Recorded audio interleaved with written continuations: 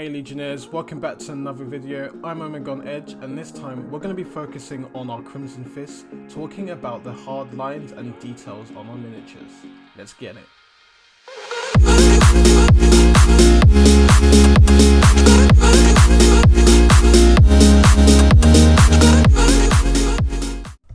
Now, oil paints can be a really challenging medium to get used to if you're coming over from acrylics, and it can take a little bit to get your head around, but once you do, oils are very rewarding. Now, I've heard some comments about oil paints not being great for details and people prefer to rely on acrylics for this, but in this video series I hope to show you some techniques which will enable you to use oils from start to finish.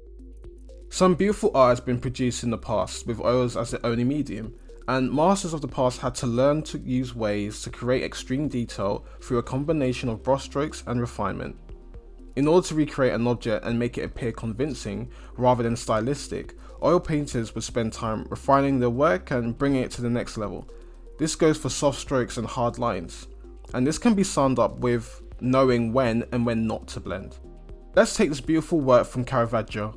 Even though the image here used organic objects and shapes, there's still a sharp level of detail, particularly on the clothes and the facial expressions.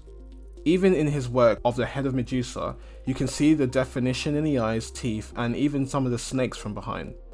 The same approach can be taken when working our own paintings with less defined work in this mental chapter Marine, and the more detailed work of my Spectre, which was painted by our priest. Lastly, when talking about photorealism and hard lines, it's important to remember the context. We paint miniatures so that we don't have to go into so much detail, but this is all to say that canvas painters were not limited by their mediums, and anything is possible once you learn how. With that being said, let's get started on our mini. So at this point in the video, you guys are probably very familiar with the way I paint and the reason why I use certain colours, but I'll still try to go in detail where it's necessary. We're going to be using a mix of very low value colours, magenta and crimson, into our Preylene Black, basically to give a more interesting variation of colour in our black. And I'm also mixing in cadmium yellow just to warm those highlights, and then mix that with a white titanium white just to bring in the value there. But once we do that, you'll see it move into like a nice warm greeny grey with a bit of white just to warm it up and really mix the colours in. So for the most part, all of this is really familiar. Nothing really changes too much, and I'm just creating a more interesting variation for our colours mixture. And you can play around here. You can use a blue black, you can use a green black, you can use a neutral grey if you want to, but just feel free to fun and play around here.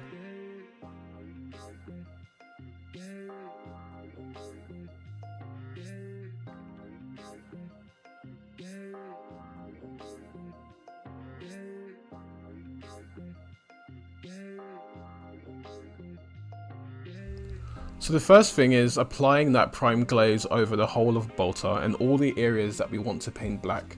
For the most part, I'm basically keeping it and applying it in the order that I'm going to be working on it. So starting with the Bolter, and then I'll be moving on to the back of the legs and all those other areas that we're going to get that black banding.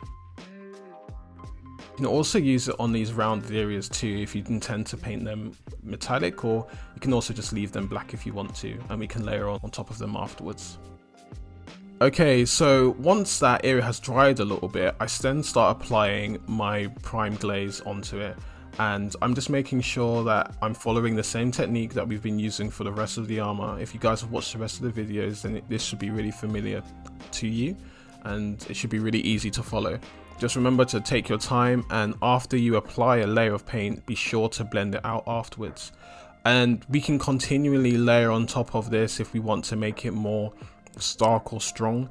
I'm actually only going to be doing one layer of paint onto the Bolter. There's no need to do two. I think at this stage it's not one of the key areas, but we can get that texture in just by dry brushing and blending the areas together, and just continue refining if we choose to. Again though, it is a smaller area, so it doesn't require as much detail. The key here, especially for the highlights, is to, once you've blended, just apply some thin lines, and you really don't need to blend these out either. You can if you want to create a bit more texture and just layer up in that way, but it's totally unnecessary to blend this area out. Just apply those thin lines and then continue to just work up in strength and value. And here I'm just applying one of the shadow areas just to the bolt to create and increase that contrast.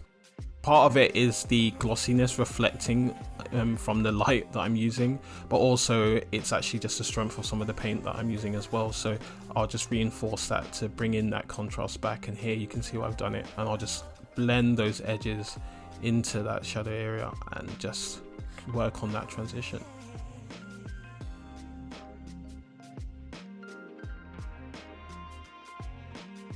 And then we just go in and apply those hard lines again, just refining it. Any areas that we blended out, we're just going in.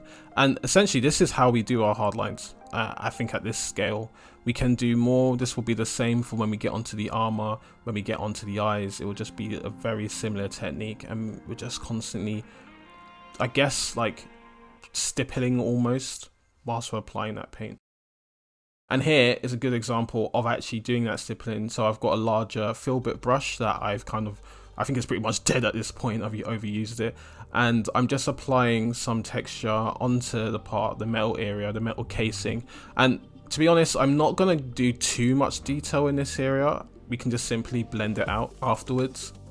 It's allowed to be a bit more rough. If it was for Golden Demon, then of course we'd probably have to work on the same level, but from general army painting or for light character painting, it doesn't really need, at least for tabletop, it doesn't really need any more detail than what we're using here.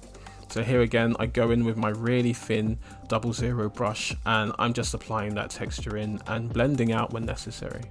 How do you know when it's necessary? I guess you'll just know by experience, and you'll know when, for example, that light line is way too thick, so I'll come in and blend that out and smooth it, and this will just create that texture. But then we get that level of the kind of light blue, the light greenish blue to grey to the black, and then we'll just go in with a highlight color and just do the edges as well, and that just creates that really nice gradient and texture.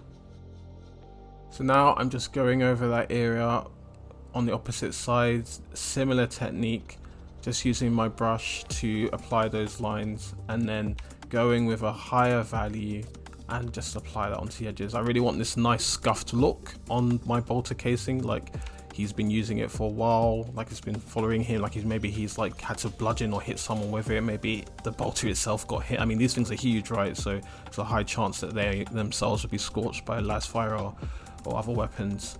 And just going in, here's a back shot of me taking a look at the metallic area, and I'm not going to go into as much detail as I did on the chest or on the Crux Terminatus, but just using that really like black metal and focusing on the contrast provided by the highlights.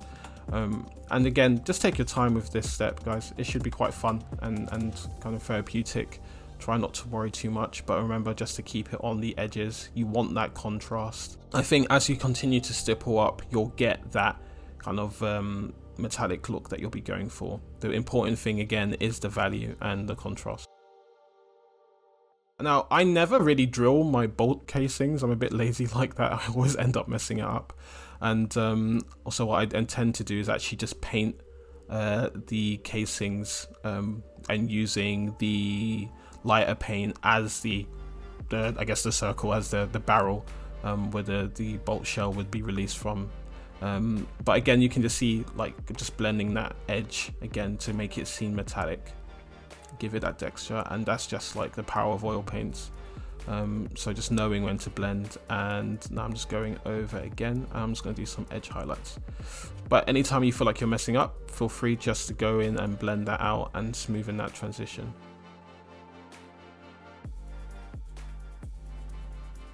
Okay, so let's go over the next colors. Cadmium Green Pale is a very almost fluorescent color and very powerful green, and then that's accompanied with Scroll White and Toad Green as the just to enhance that even further and provide some shadows. So the first thing is I'm applying that prime glaze, as I same thing we did with the bolter and the blue, using the Toad Green, and then I'm going on top of that with the mixture of Toad Green and a little bit of Cadmium Green Pale. And that's just basically to get us that level, and I'm just making sure I'm thinning some of that out on my thumb. I think the important thing here with eyes in particular is to take your time. But with oil paints, we don't really have to worry too much. As we apply it on, it starts to blend automatically. So you'll see I won't really need to go in with a dry brush. And the only thing I will do, especially when we come on to like a little glow effect, is apply that onto the flat surface where the eyes are. And I'm sorry, it's quite blurry in this footage, just slightly out of focus, but the same, like again, it's the same, just apply that color into those spot areas, and it's all about contrast. You want getting the eyes to pop, and we can always come in and refine that later as well. So here I'm just like thinning it out, making sure it's thin so I can get it in focus and just apply that into the area. But it's really fun, like oil painting, like these areas that are normally very difficult to do with acrylics. I find it quite easy just because it blends, and you can even get like stronger transitions if you want to, or you can keep them quite like broad as well. Now I actually don't know if this thing is meant to be painted as a lens. I have no idea what that is. I just decided to paint it green because I thought it brought more attention to the head. You can leave yours blank, or you can paint it metallic if you decided to. Someone please tell me what that thing is. I don't actually know. But again, same little exercise for this. I guess it's like a light scanner on the shoulder. I don't know. Again, to be honest, there's so many pieces on this model that I think they've just added. I don't actually recognize or know what they are, but it's just a little lens, I guess, so he can see in the dark or something. Either way, I'm just applying the same technique that I did on the eyes onto this section of the lens here too, and no need to blend. On larger surfaces, if we're really trying to get it refined, we can go in and blend that, but for the most part it's just going to be using the same colors and then going up in value to create that strong contrast. And going in with even more scroll white on our brush now, very little cadmium green, and just applying that into those edges.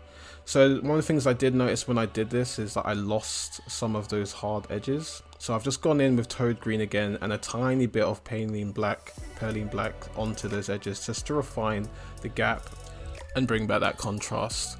So after that, what I did is that I applied some green onto the top section just next to the eyes, and I started to blend that out just to create this effect of glowing, like the eyes are glowing. We can probably put it back a bit and I can refine that, but for now I think it's fine and we can come back to it again later.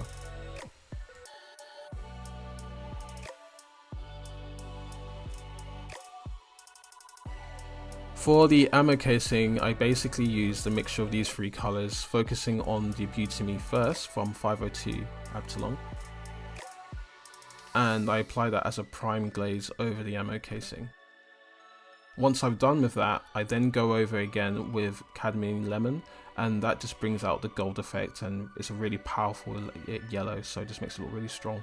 You can kind of cheat here because it is such a small area. To the naked eye it will just read as gold, especially if you keep the contrast up. So make sure to blend out what you need and then go in with the dark Beauty Me to kind of provide that contrast.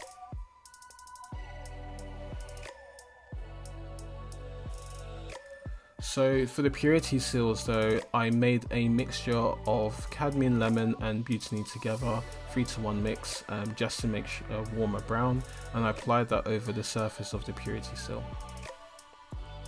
Now I didn't want to bring too much attention to the purity seals against the armor and detract from the red, so what I've done is I've just made them like a lower value green using the toad green that we used on the eyes, and I'm just going to do a similar effect, building up the green there just to kind of make it a bit more apparent, but allowing the focus to still be kept on the fist.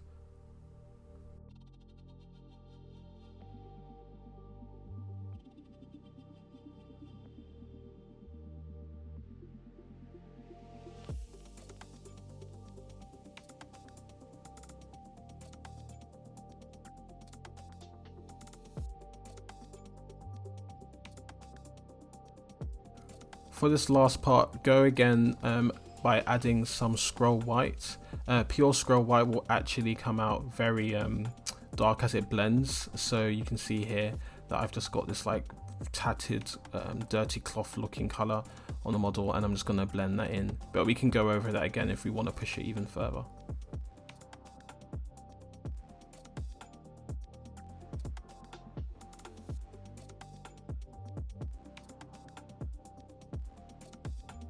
Okay, so on to the really fun part, the pin wash, really satisfying. I'm sure you guys have seen this in loads of other videos. It's not new knowledge. I'm just going to quickly show you how to make one. And the fact that you actually don't need to varnish your model to do this. As long as the oil has had some time to cure, and at this point, all the areas that we're going to be applying it onto have had time to just dry out. We'll be able to just mix this in and apply that into all the crevices, and that will give us some depth, contrast, and also just more definition.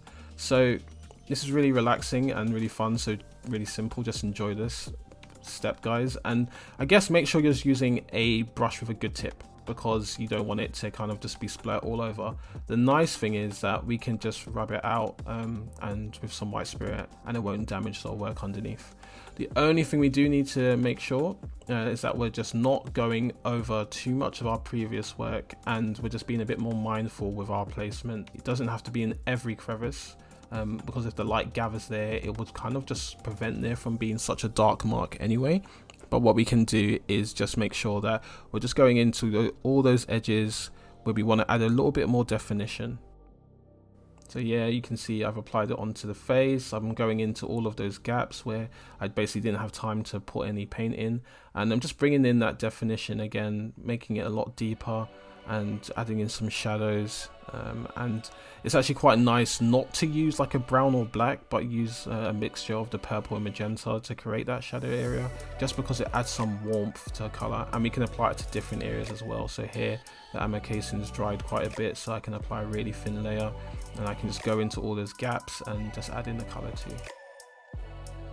We can also apply some alizarin crimson to the red fist as well, and we can mix some Preylene Black or even some purple into there too, just to reinforce the shadows and really create that contrast between the gaps.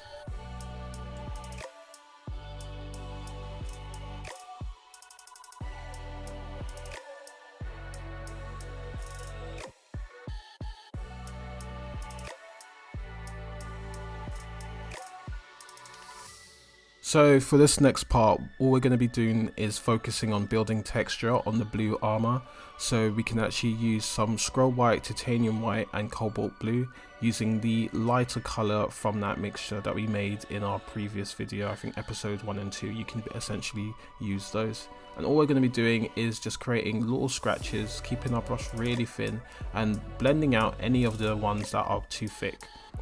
And this one should be really relaxing. It can take some time. You could also just use a sponge here if you really wanted to, but I really wanted to keep the texture really thin and focused rather than very sporadic and all over the place. So with this, take your time, just as we've been doing in other areas, and just focus on building scratches where you think the character would be hit.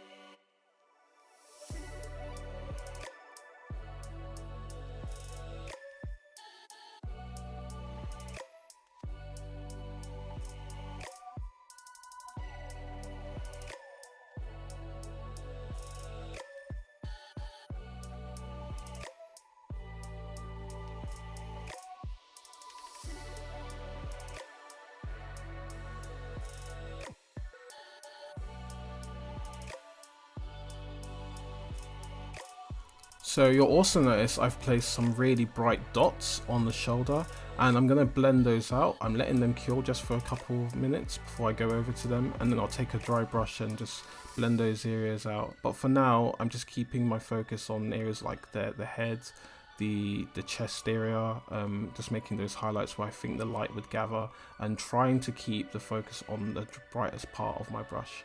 Any area I make a mistake on, or if I add too much paint, I can just go in again and blend it out.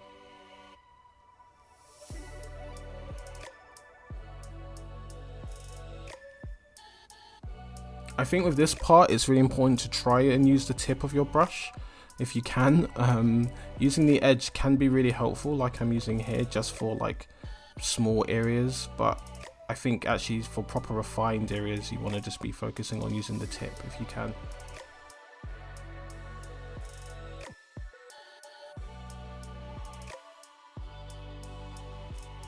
and dry brushing that out gives us that more diffused light, showing that the light's further away, but still makes it look highly reflective. And oh, so just to note, the reason why we use the tip of our brush is just to make sure that our bristles are not spreading too much and that we don't get really thick strokes when we don't need them. And then again, after every highlight, you just go in and refine those edges with a deeper shadow.